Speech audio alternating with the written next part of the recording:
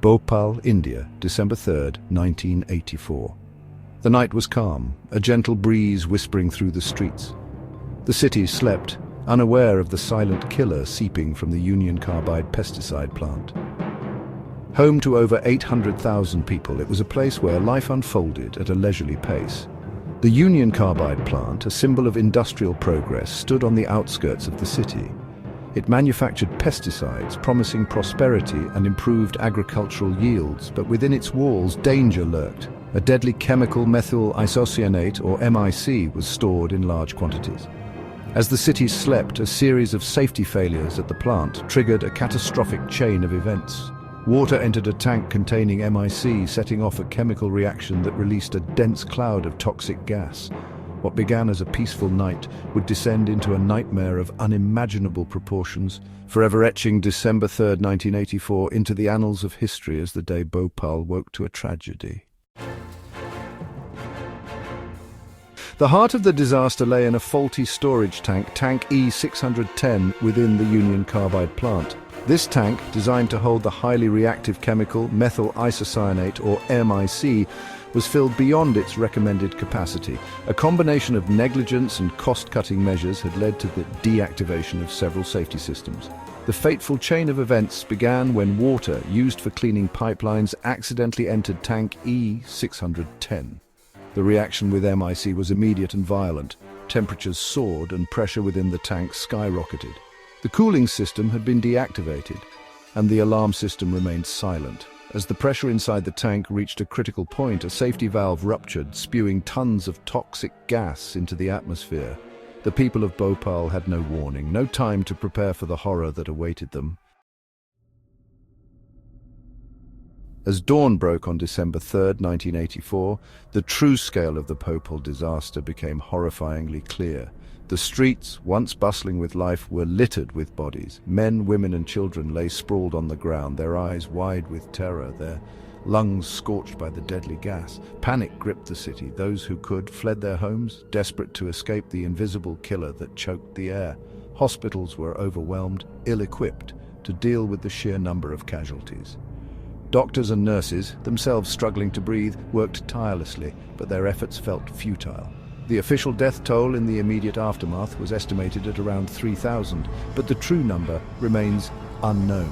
The Bhopal gas tragedy was not just a disaster, it was a catastrophe, a stark reminder of the devastating consequences of unchecked industrialization and corporate greed.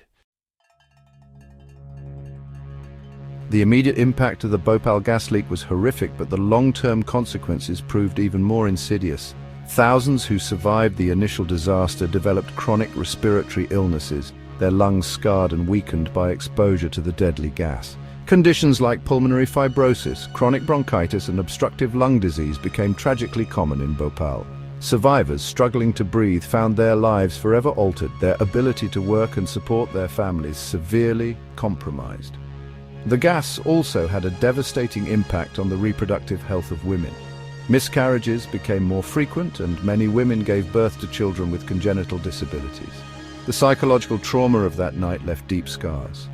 The Bhopal gas tragedy was a stark reminder that the true cost of industrial disasters extends far beyond the immediate death toll, leaving behind a legacy of suffering that can span generations. Section 5. Generations of suffering, a legacy of loss. The tragedy of Bhopal is not confined to that one horrific night in 1984. The toxic legacy of the gas leak continues to haunt the city, affecting the health and well-being of generations born long after the disaster. Children born to survivors, exposed to the toxins in the womb or through contaminated breast milk, exhibit a higher incidence of birth defects, developmental delays and chronic illnesses. These children, often referred to as the children of Bhopal, face a lifelong struggle with disabilities, learning difficulties and chronic health issues. The contaminated groundwater in the vicinity of the factory continues to be a source of concern, exposing residents to a cocktail of toxic chemicals.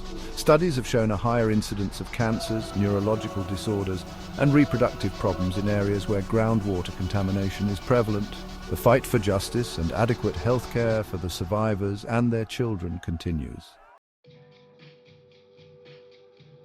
Section 6. A travesty of justice, corporate negligence and legal battles.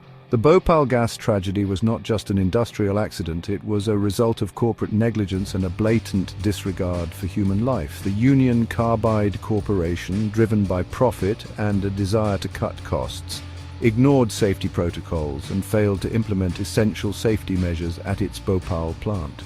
This negligence turned a preventable accident into a catastrophic disaster. In the aftermath of the tragedy, a protracted legal battle ensued. Survivors, seeking justice and compensation for their suffering, found themselves pitted against a powerful multinational corporation. In 1989, a settlement was reached, with Union Carbide agreeing to pay $470 million in compensation. This amount, paltry compared to the scale of the disaster and the number of victims, was widely criticized as a travesty of justice. The fight for adequate compensation and the extradition of Warren Anderson, the then CEO of Union Carbide, to face trial in India, continued for decades. Section 7. Voices from the ruins, stories of resilience and loss.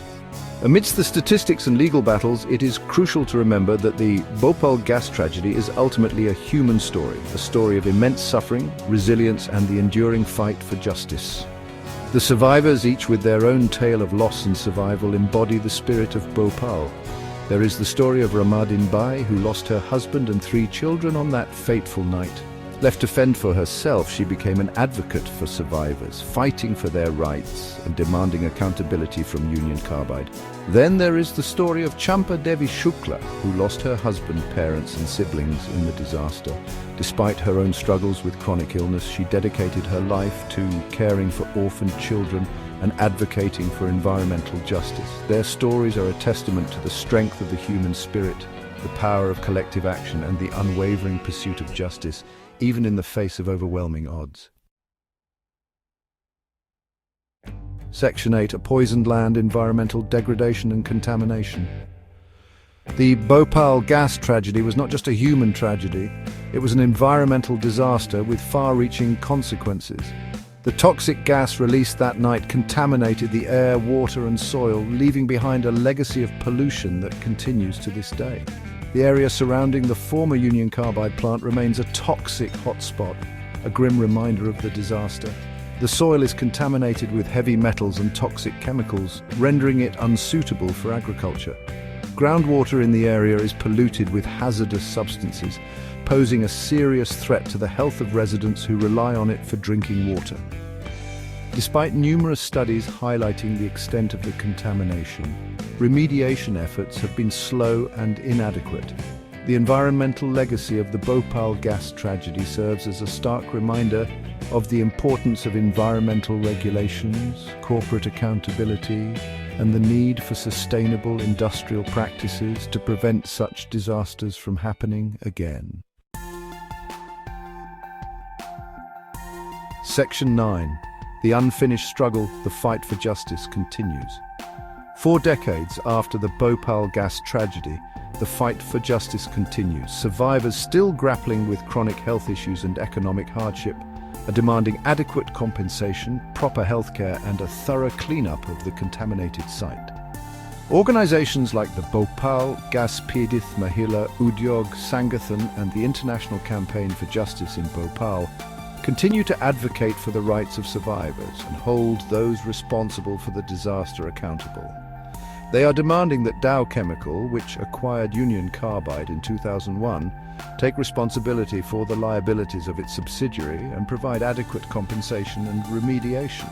The struggle for justice in Bhopal is a testament to the resilience of the human spirit and the unwavering pursuit of accountability.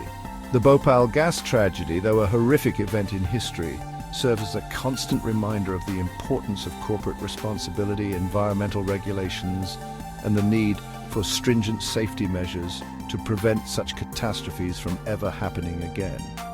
The fight for Bhopal is a fight for a just and equitable world where human lives and the environment are valued above corporate profits.